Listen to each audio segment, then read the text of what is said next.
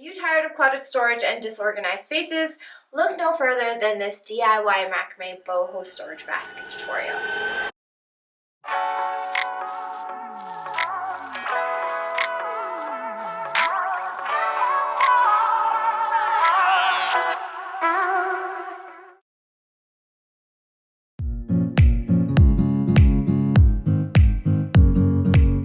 Nicole here, and welcome to BOCHIKNOT Macrame, the channel where you will find all things macrame related. If you guys are interested in learning more macrame with me, make sure you click that subscribe button and then also give this video a big thumbs up. In this tutorial, I have a stylish solution for your home organization needs. I will be guiding you through the process of making a stunning macrame storage basket that will not only add functionality, but it will also elevate your home decor with some bohemian flair. Even if you're a beginner or an intermediate enthusiast, we have you covered with this easy to follow step-by-step tutorial. If you are a beginner and you're keen to learn some of the basic knots of macrame first, we do have a 50 knots and sentence ebook guide available for download on bochiknot.com. We also have a 2-for-1 cord deal for new subscribers only, so if you want to check that out, that's all available there. I'll also link that and the materials that I will be using in this tutorial in the video description below. If you guys are ready, you will need a ring and some cord for this project. And with that said, if you guys are ready, grab your materials and let's get started. So before we begin, you will need some materials and supplies. Here are the materials that I will be using for today's basket, along with some of the cord lengths that we will be starting off with. We will be using more cord lengths as we go on with the pattern, but I will explain that later in the tutorial. The cord I will be using for this basket is a 4mm single strand cotton cord from our foundation cord line. I wanted to keep this basket a neutral, natural tone, and I really like knotting with this super soft foundation cord, so I'm going to be using that. You will also need a ring. I'm going to be using a 16cm diameter metal ring to hold the base of the bottom of the basket. To begin this pattern, we're going to start with the 5 shorter cords. So taking one of the strands of cord at 300 centimeters long, take the 2 ends and hold them together to fold the cord in half. And then we're going to do the same thing with the other shorter cords, and we're going to attach them one by one onto one of these shorter cords that I have here horizontally with a lark's head knot. So take another shorter cord and make a lark's head knot onto that horizontal shorter cord. Then taking the 3 remaining shorter cords, do the same thing and attach those cords next to this lark's head knot with more lark's head knots. Make sure with the horizontal anchor cord that there is a loop at the end on the left side.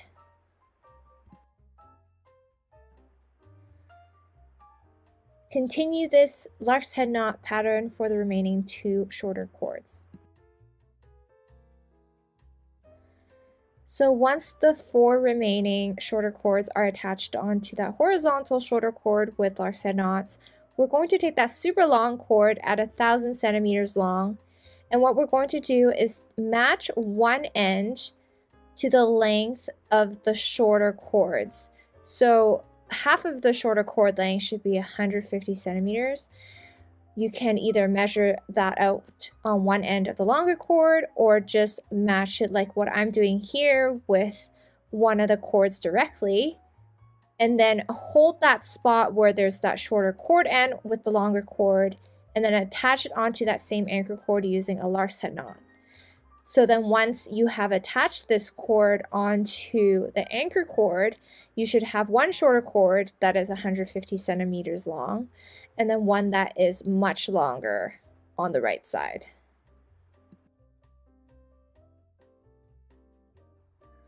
Once you have all 5 lark's head knots attached, we're now going to attach the anchor cords together. So all you have to do is pull the 2 cord ends through the loop on the left side, and then we're going to pull on the cords to tighten.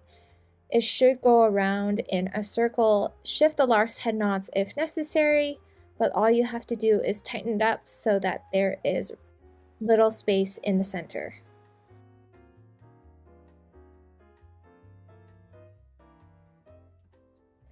So now we should be ready to start the double half hitch knot pattern, and we're going to continuously make this pattern throughout until the basket is formed.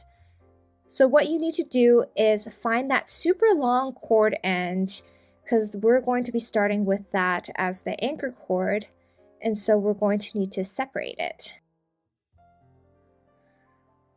Once you have the longer anchor cord, I'm just going to tape the top cords down so I can show you guys how to start the pattern without it moving all over the place. So the far right cord I have here is the anchor cord. It's that super long cord. We're going to take the cord next to it on the left and make a double half hitch knot onto the anchor cord. We're going to pull on the knot as snug as possible, closest to the center of the pattern. The goal here for this pattern is to have minimal space in between the rows, but also without scrunching up the pattern. As you will see as we make this spiral circle double half hitch knot pattern, as you continue with the pattern, it's going to become bigger and bigger, the circle is, and so you're going to have larger gaps. And then we tend to make the knots very tightly so that we pull on them, but if that happens for this, it will scrunch up and it won't get the desired result we're looking for. So we're going to have to add cords to fill in those gaps. So continue with the next cord to the left and make another double half hitch knot.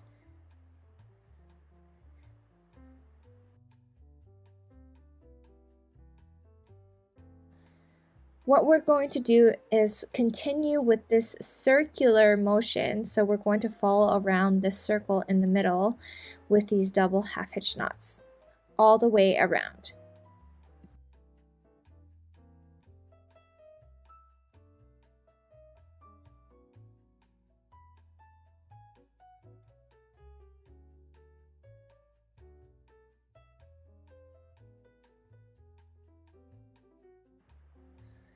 So continue this pattern until all of the cords, including the ones that I have taped down at the top, are attached onto the anchor cord.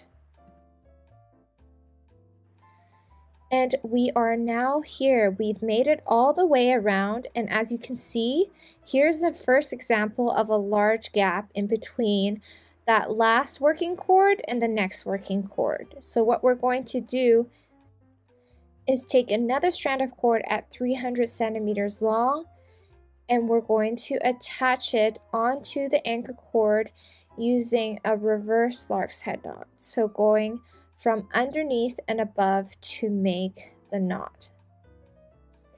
Then we're going to take the right cord from the reverse lark's head knot and make a half hitch to the right side, and then a half hitch on the left side with the left cord.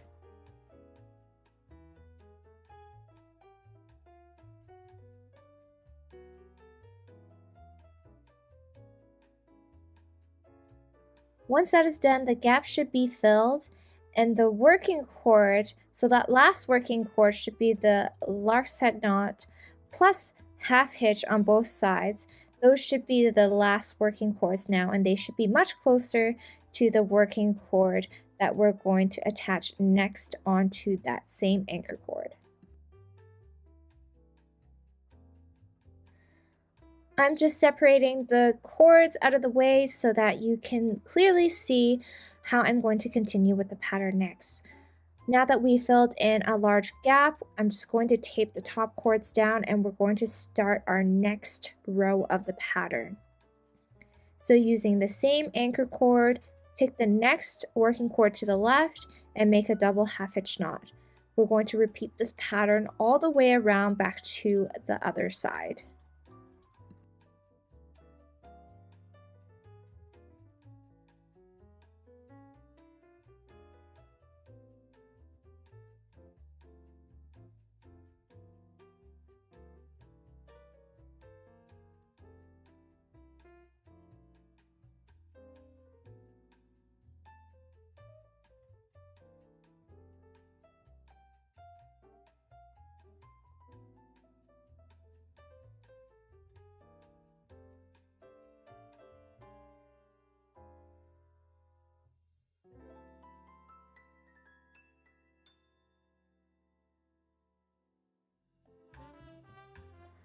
Once you're finished with your second row, and as you can see, this is what the pattern should look like, we're going to fill in the other gap here with another strand of cord.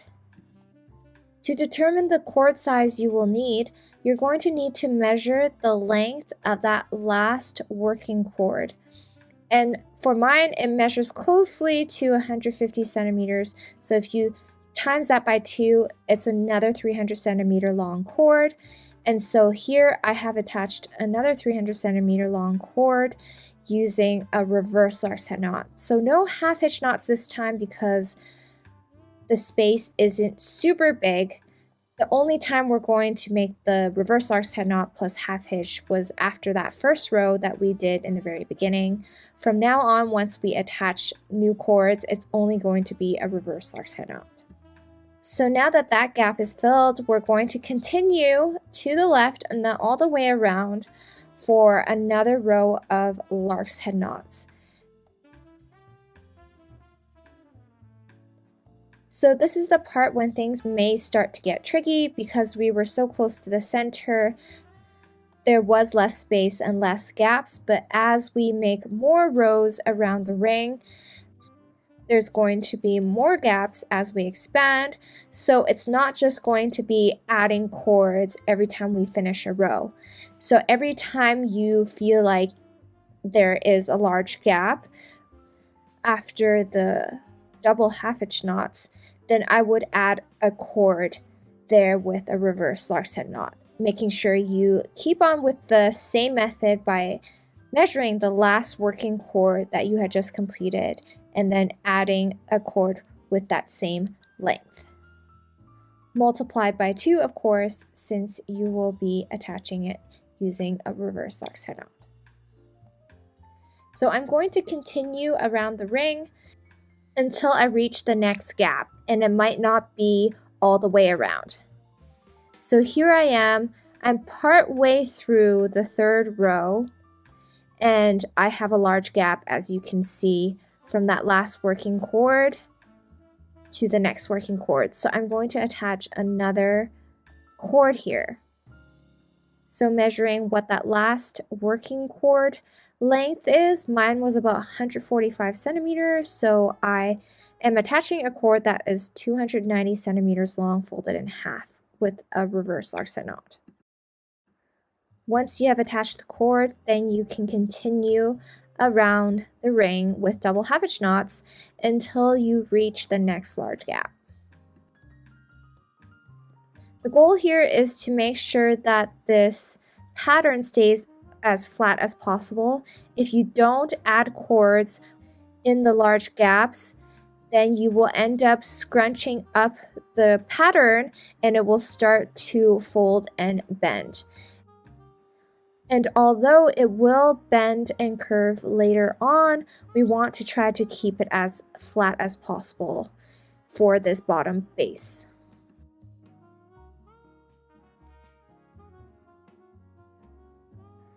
As you can see, I'm in my fourth row now, and we're going to make a total of 10 rows all the way around for this base of the basket. And so I just want to pause for a second to let you guys know that for rows 2 to 5, I averaged about 1 to 2 cord additions per row. So as you saw before, I had added 2 in one row, I think it was the third row, and that's going to be on average for rows 2 to 5. Once you get to row 6, I averaged about 2 to 3 adds per row. If you guys end up with a little bit more per row, that is totally okay too. We want to make sure that we have enough cords in the row so that it doesn't scrunch up too much. So here I have another large gap that I'm going to attach another cord to. I'm going to show you guys one more time how to add another cord. So I'm going to start by measuring out the last working cord.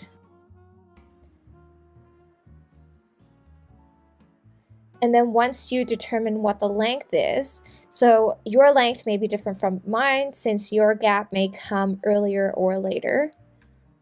And then what you're going to do is take that length you've measured, multiply it by 2, cut that cord, and then attach it onto this anchor cord using a reverse lark's head knot.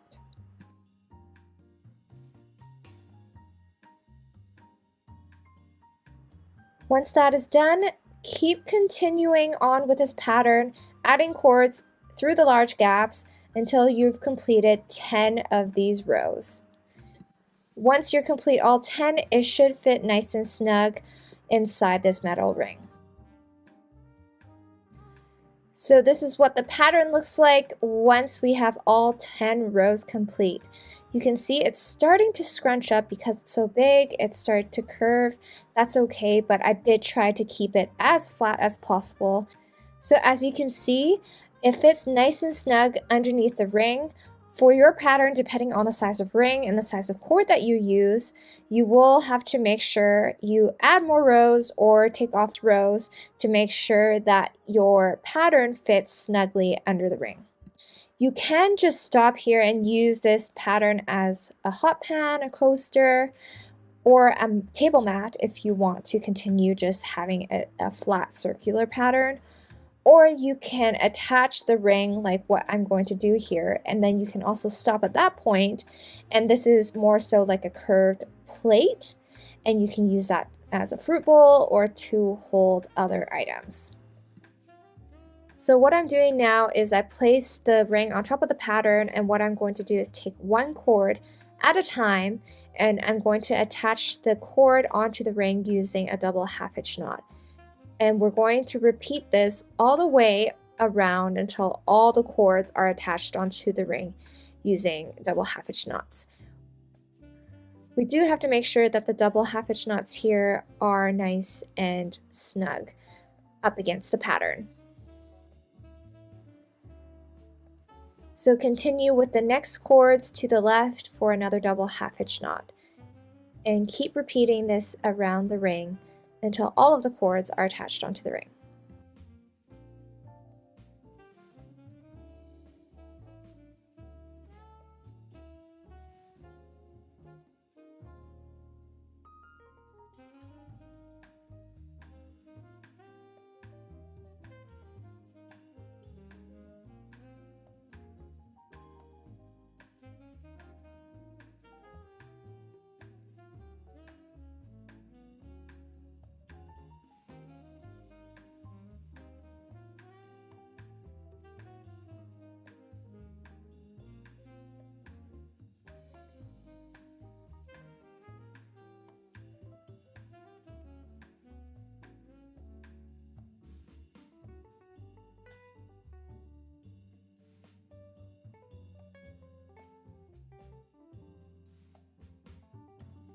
So I've made it all the way around the ring, and here I am showing you guys how to attach the last cord onto the ring with little room. You just have to make a little bit of space, hold the cord, and then thread it through to complete it.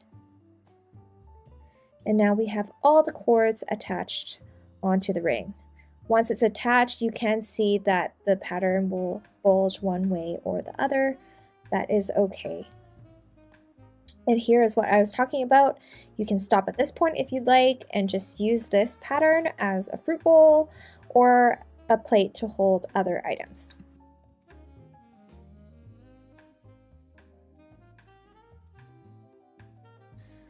So what we're going to do now is find that longer anchor cord again, and we're going to continue using that anchor cord to finish off the basket. What we're going to do now is we're going to continue with the spiral or circular double half hitch knot pattern, but this time we're not going to add any more cords. We're going to keep it consistent throughout. We have all the cords we need once they're all attached onto the ring. Previously in the base of the pattern, we wanted to try to keep the pattern as flat as possible. Now we're trying to keep the pattern consistently, but consistently curved like a basket. So I'll show you guys how that is done.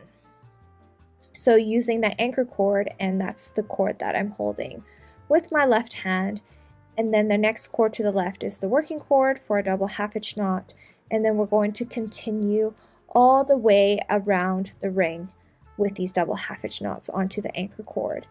And then as you continue, you're going to pull on the cords rather tightly, but not too tightly, because we don't want the basket to curve inwards. We want to keep it consistent spacing with the same diameter as the ring at the bottom. So finish this row all the way across the ring.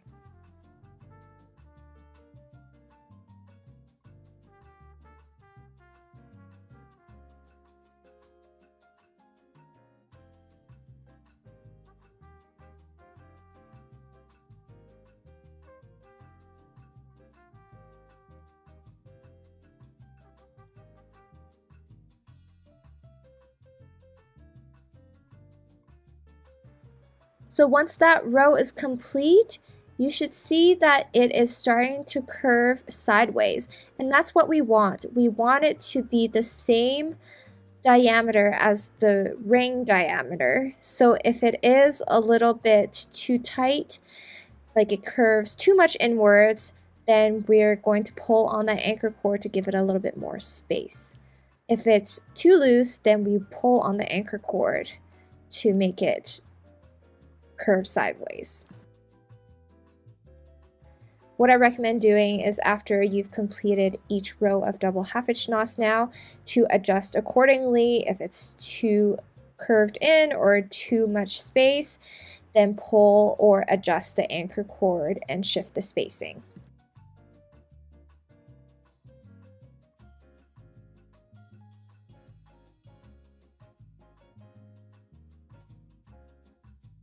And then now you can start your second row and continue on.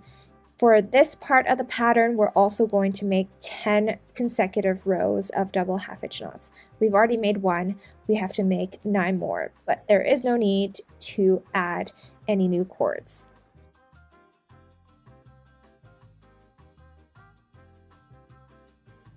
So start with your second row, using the same anchor cord and then the next working cord for another double half hitch knot. And then continue all the way around the ring.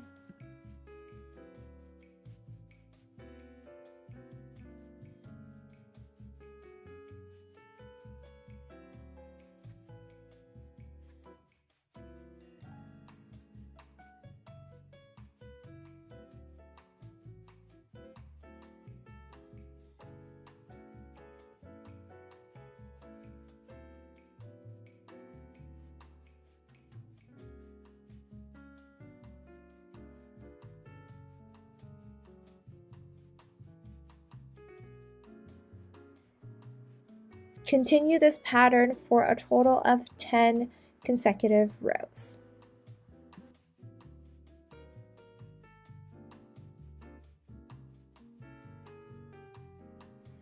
Here's what the basket should start looking like after a few rows. A basket shape should start forming. And like I said, after every row, adjust the spacing if necessary. If it's curving in too much, then adjust accordingly.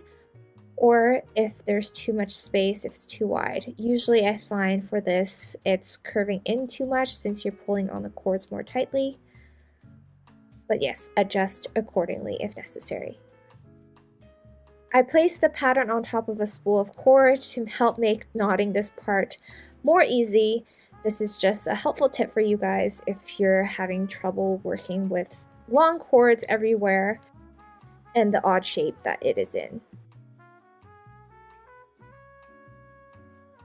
And once you're done all 10 rows, this is what the basket should look like.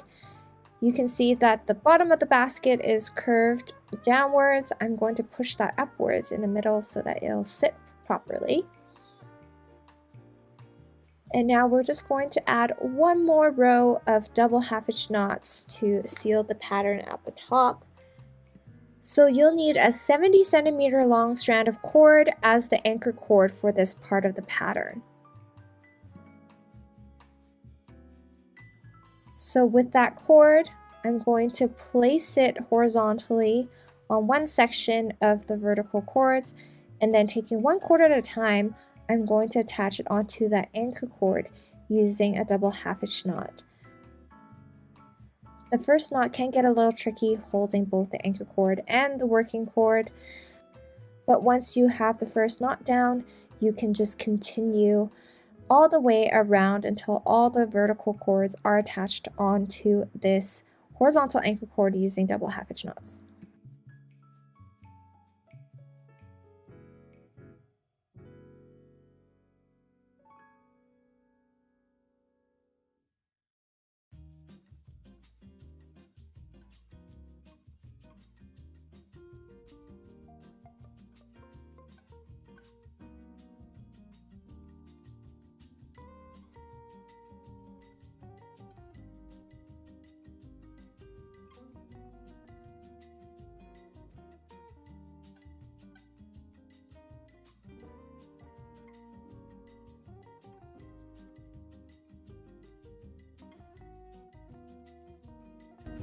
Continue this pattern all the way around until you have all the vertical cords attached onto this anchor cord using double half hitch knots.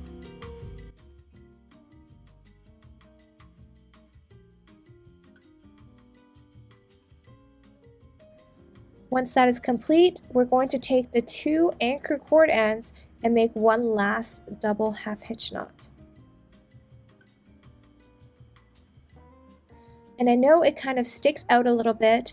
What I'm going to do is attach an optional pom-pom at the end, and I will show you guys how to make that with some scrap cords at the end.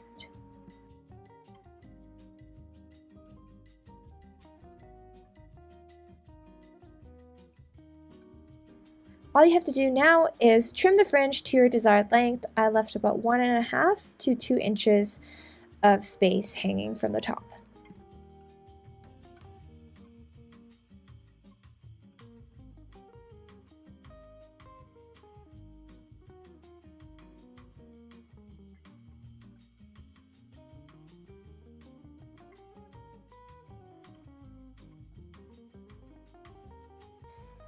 Now I'm going to show you guys how to make that optional pom-pom and attach it onto the basket.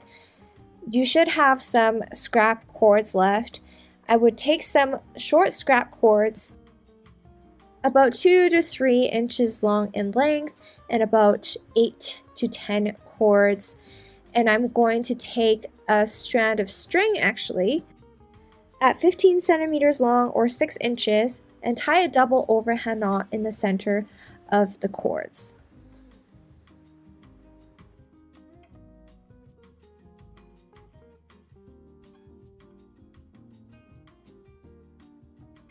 Make sure that the double overhand knot is nice and tight. Then folding the pattern upside down, we're going to take the cord end sideways and make another double overhand knot on the other side. So we're going to split that pom-pom in half and make a double overhand knot on the other side. And then once that is complete, we're going to comb through the cord fringe and then trim the pom-pom. Comb through the fringe so that the pom-pom is nice and fluffy. And then trim the uneven cord lengths.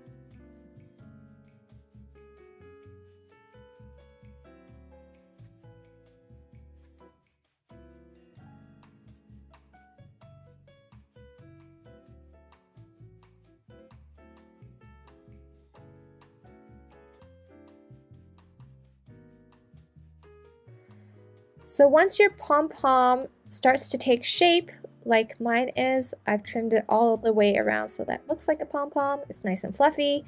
What I'm going to do is take the two string ends and I'm just going to tie it around that knot that sticks out with a double overhand knot. So I'm going to go above, but then tie the double overhand knot underneath that big knot. And I'm going to tie it nice and tight.